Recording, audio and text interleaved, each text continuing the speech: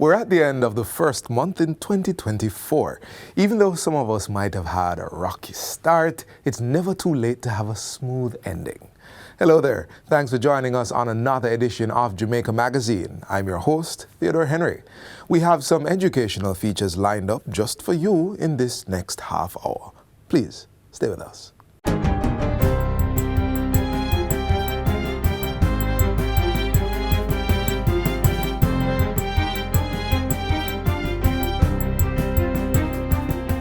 Good day, I'm Twyla Whelan, and this is your JS News for Wednesday, January 31, 2024.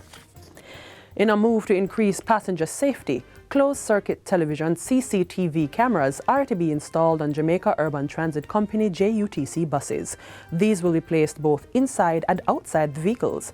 In a statement to Parliament on Tuesday, Transport Minister Darrell Vaz says this would allow for close monitoring and recording of activities to help address the worrying problem of violence in the society, including on our roads. This will not only serve to deter potential criminal activity, but also assist in incident investigation and resolution.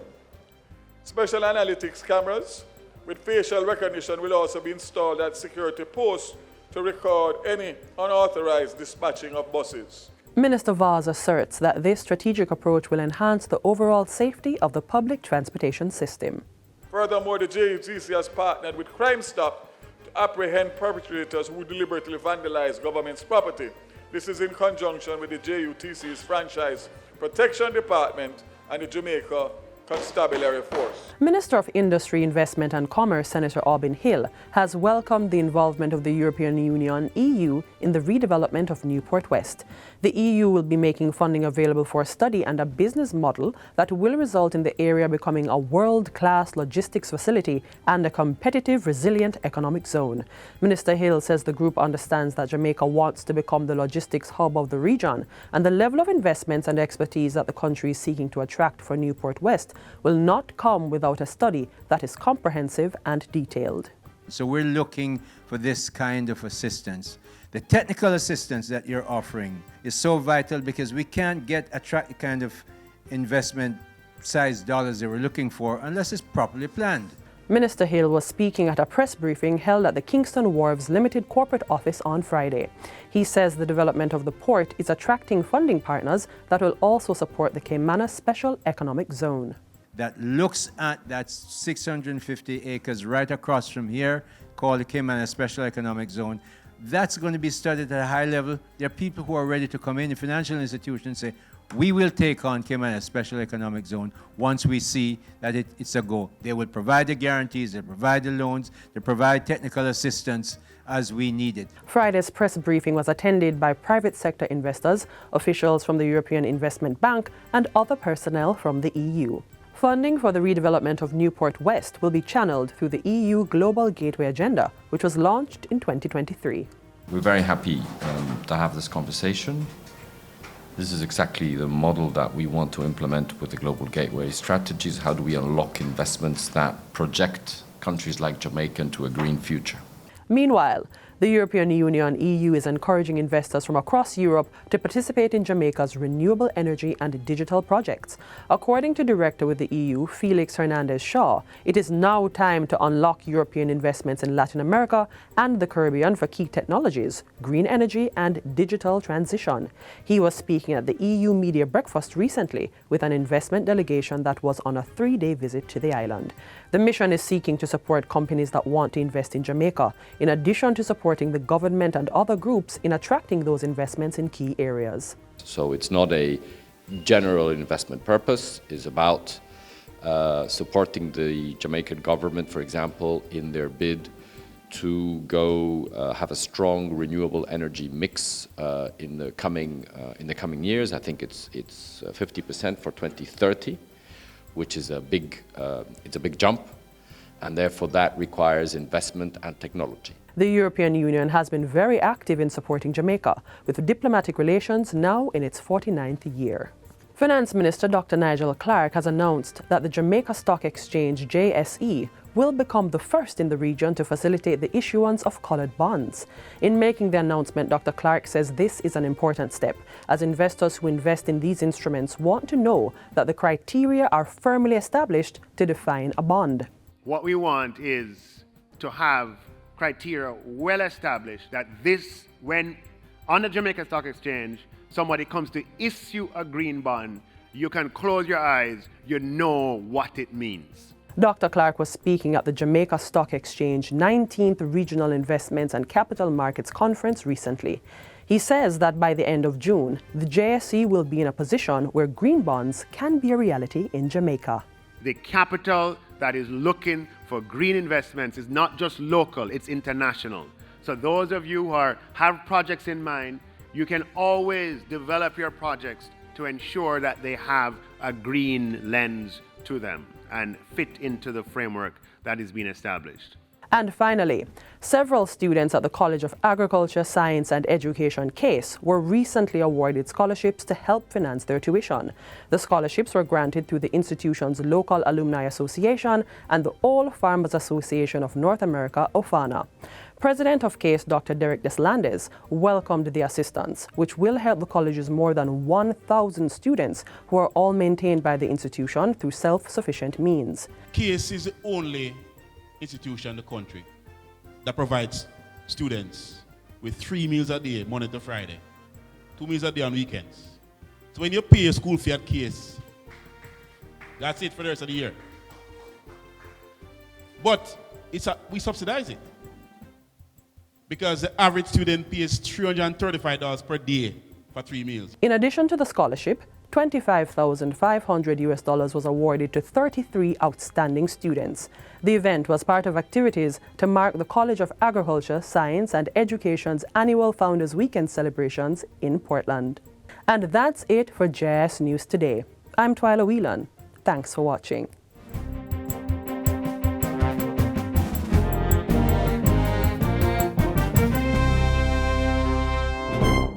Whatever illness you might have, it is important to visit the doctor at the earliest sign of sickness. For many conditions, early detection can lead to better outcomes.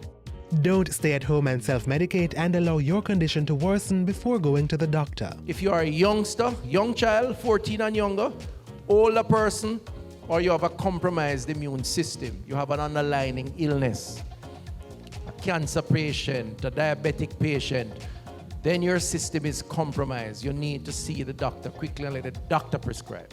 Visiting your doctor early protects your health, so you can enjoy more moments, more life.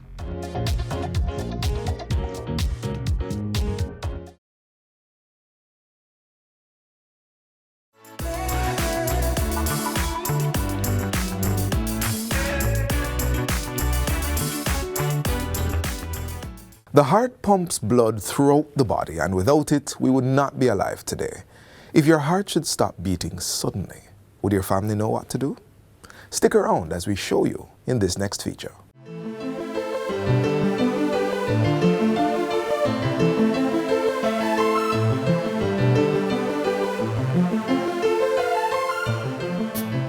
You're up and about going through your routine activities.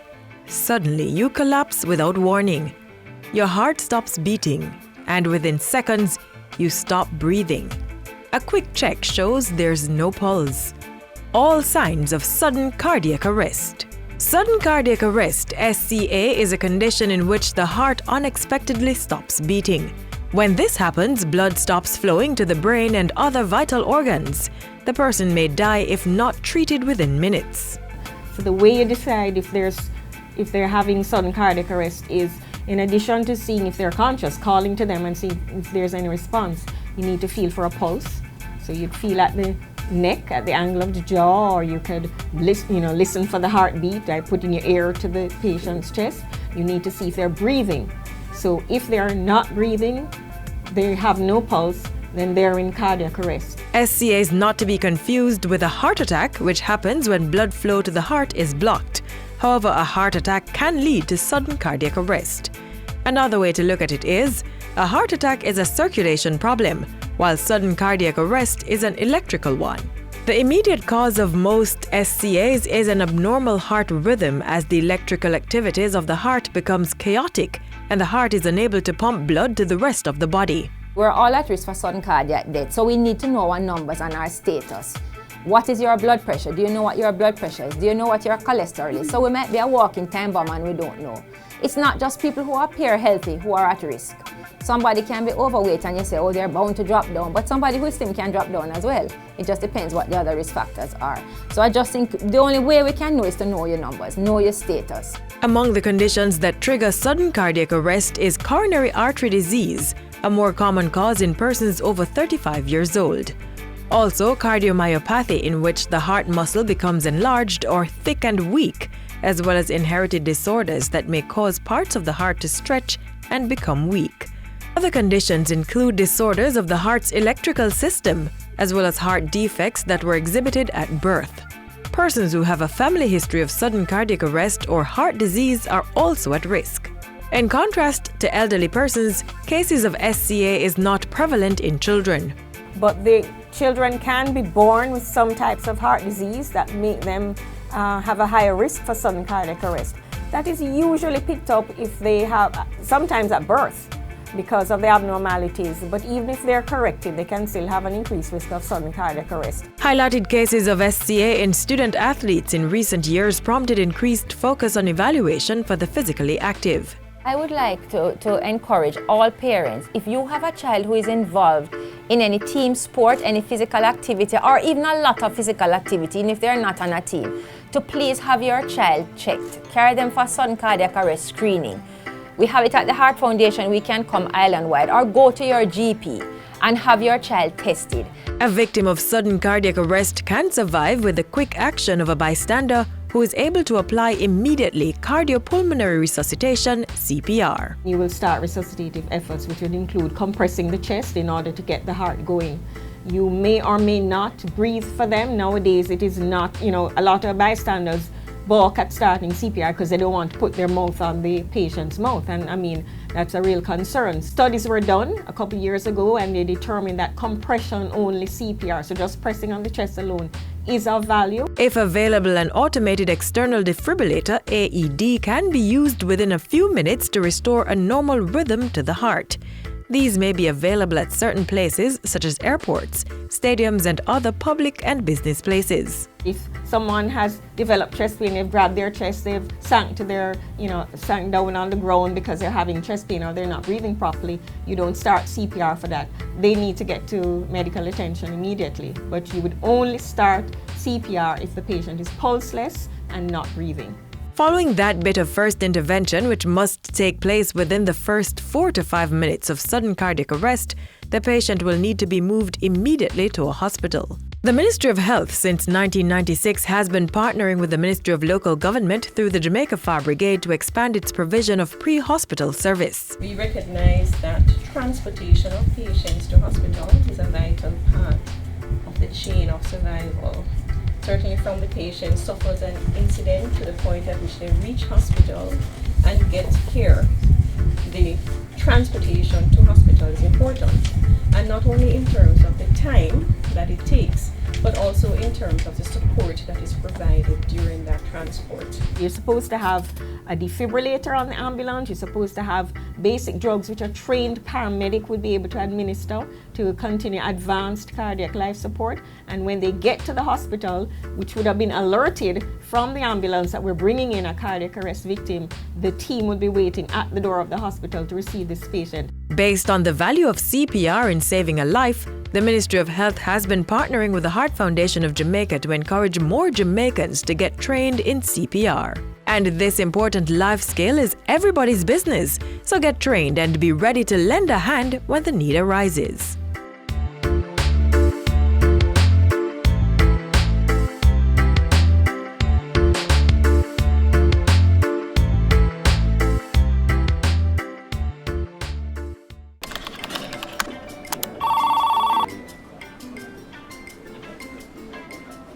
Once upon a time in a Caribbean island known for its rich culture and natural beauty, lived a group of people who were buried in piles and piles and more piles of paper. Papers spanning back to the start of time. Then came a bright idea, harnessing technology to work smarter and not harder. The government of Jamaica is improving its operations to serve citizens better. Many services are now available online, and there's more to come. The Government of Jamaica, building a better public sector for all.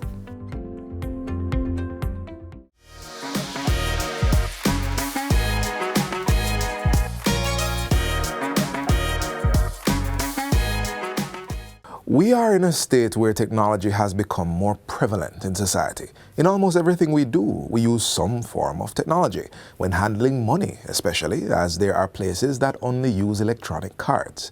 Let's take a look at how the government is further pushing the move towards a cashless system.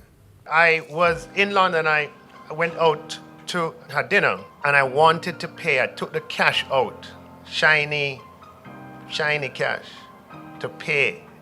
And they said to me the most polite King's English, "I'm sorry, we do not accept cash." Later that evening, after my work was done, I went to see the Bob Marley musical. I went to buy a souvenir after the show. Very excited, wanted to carry something I could take home.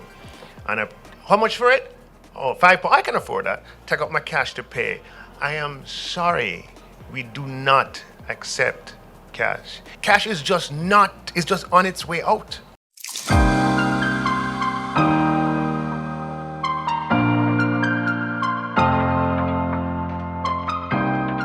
Adapting to cashless environments is quickly becoming the norm for personal and business transactions the world over, and Jamaica is no exception. There is a pressing need to explore innovative technologies to respond to the changes and ensure equitable access, and Jamaica found its solution, Jamdex, Jamaica's central bank digital currency, the world's first legal tender online money. Jamdex provides a safe, efficient, and convenient way to pay for goods and services digitally. We are working to put in place the enabling framework to make digital payments and digital transactions a reality. Why? Because the digital economy is the future. Because it is more productive. What does more productive mean? It means we can do more things with the same amount of time. Rather than stand up in a long line to go and get your money or deposit your money, you just access it on your phone or through some other channel. So because of the productivity gains of digital, it becomes less costly. The digital space also allows for us to include more people in the economy. There was a time when we thought of this transition as just Amazon buy and sell. But the digital revolution is much more than that. The digital revolution 20 years later, 25 years later, has become a space, a separate space that we inhabit. Jamdex, which is the digital version of the country's currency, has been operating through the Link app, which is currently the sole approved wallet provider for Jamdex and is made available through the National Commercial Bank, NCB. Anyone with Link will be able to do transactions using Jamdex with another Link wallet holder. Jamdex allows 24/7 movement between the wallets. So if you have a Link wallet or you have a wallet at another financial institutions, through Jamdex you can move value from Link to the others. So, how secure is this app? Jamdex is a central bank digital currency. The benefit of it is that it is fiat, it is backed by the government, it has all the same protections, all the same controls that the minister will be putting in place to manage our currency. But as far as using, the latest, technological advances to secure, encrypt your data, all of that is present in Link. Another thing we take very seriously is managing your identity. So we put in all the same techniques there as well. We're using artificial intelligence to match your face against the document. We're checking your document against the government databases where available to make sure that the person who is signing up is the person who really should be using the wallet. Jamaica's digital wallet solution has launched their newest feature, the ABM Cash In, Cash Out system. This feature will enable users to top up and withdraw from their Link wallets with NCB's ABM network island-wide. It is contactless, free, and will bring convenience to its users. There are a lot of transactions that take place today, payments that are cash-based, which is suboptimal. And it's cash-based just because that is today the easiest way to get it done. And I think of things like some of the work programs, right, where people work at Christmas time and they make the place look good, and the government, through distribution mechanisms, all of those thousands and thousands of persons are paid cash.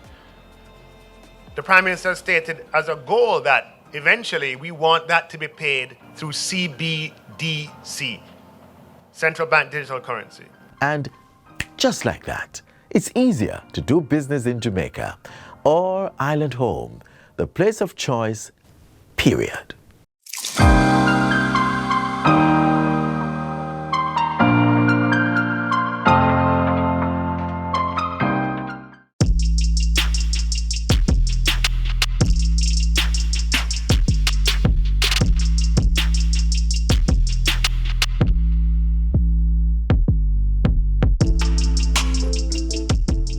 The travel file application was created by the Transport Authority for the protection of the commuting public. Please download the travel file application on the Google Play Store or the Apple iOS Store. Once you download the application, put in your phone number, register the application under your phone number, and then you'll be able to verify the license plate that you're going in. Once you verify the license plate and the information of the vehicle, you will then be able to share that trip of the vehicle that you're in. And if there is difficulty on the trip, you would then will be able to push a panic button and share your location with others as well. Download the application, give us our feedback at customerservice@ta.org.jm. Don't forget, it's free to download, free to use.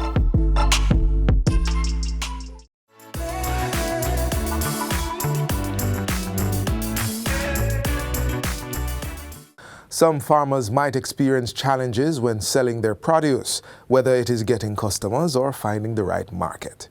Not sure what to do? Let's find out in this next feature. Many times we have so many things that we can't sell. We have, because sometimes all the farmers goes out and plant Irish potatoes, and it's too much. So what we do is just use the phone, same place in the field, get to them, and they try everything, and know before them, we only have spoilage. We can't sell. So no matter how it glut in the whole island, they find a way to unload it. Bye-bye farm produce glut. Alex is here to move farmers' produce onto the plates of visitors to our shores.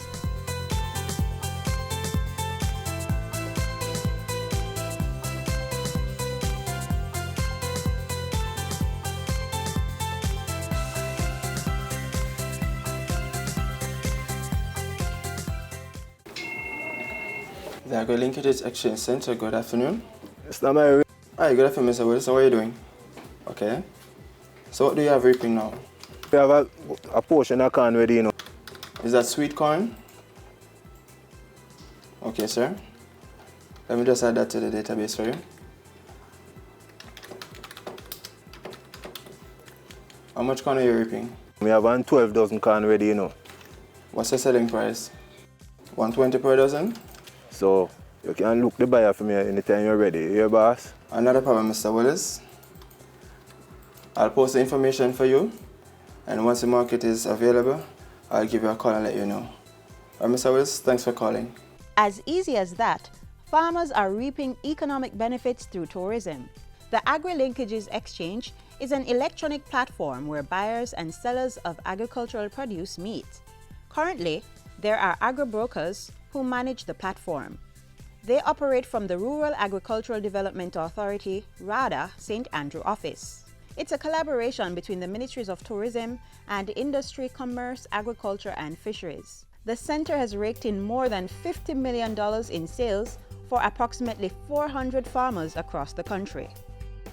This program is dedicated specifically to the farmers, and what we were trying to solve was the fact that a number of our hotel, especially our hotel purchasing personnel, had difficulty getting produce that was in season, out of season, or even where they were located. So you'll find that particular fruits that will be in abundance in the eastern end of the island never ever gets to the west.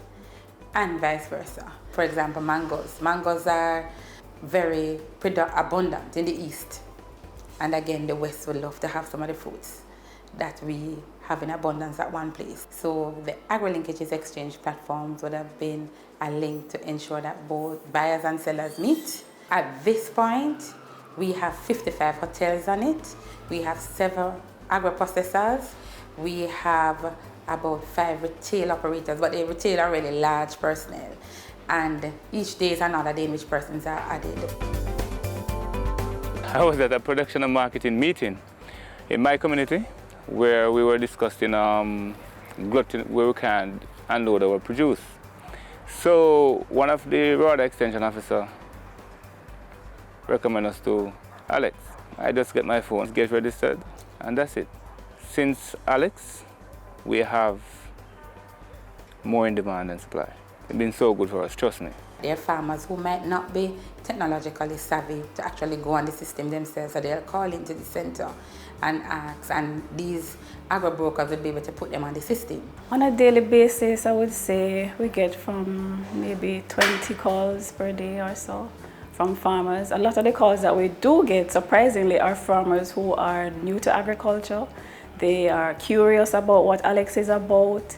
Persons are now realizing that technology, agriculture, and production can all mix. We supply and deliver produce, fruits, vegetables to hotels and restaurants. It's about 10 hotels that we supply on a weekly basis. Hotels that we supply, it's from small to large hotels. We found out about the Alex Center through a farmer. It is a very good initiative. On a daily basis, we probably make contact with 20-30 buyers on behalf of our farmers, and they themselves, the buyers do call the center. Buyers request a varied amount of quantity produce depending on what the usage is. If it's for agro-processing or export, the volumes will range from as small as a small agro-processor may need 80 pounds of sorrel or 100 pounds, 200 pounds, 300 pounds, but then you have an exporter who will need 10,000 pounds of sweet potato, 15,000 pounds of pumpkin, 20,000 pounds of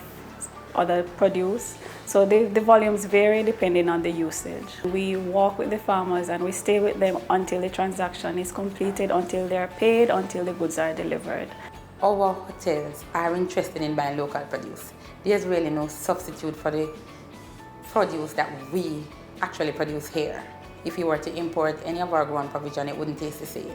And therefore, there's really no incentive for the hotels to be purchasing overseas. What we have not had from our local industry is exactly where it is and in what quantities. And Alex has been able to solve that mischief somewhat.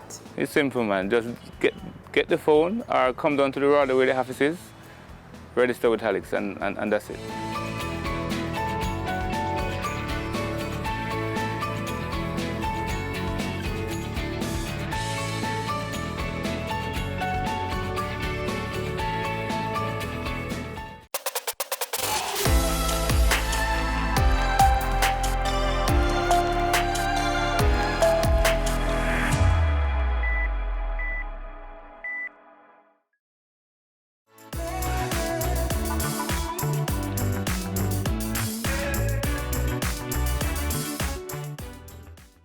This is where we close the chapter on today's edition of Jamaica Magazine. Be sure to join us tomorrow on this station for all the information you need to know. Until then, visit our website, jis.gov.jm, for this and more offerings. On behalf of the entire production team, I'm Theodore Henry. Walk good. This has been a production of the Jamaica Information Service, the voice of Jamaica.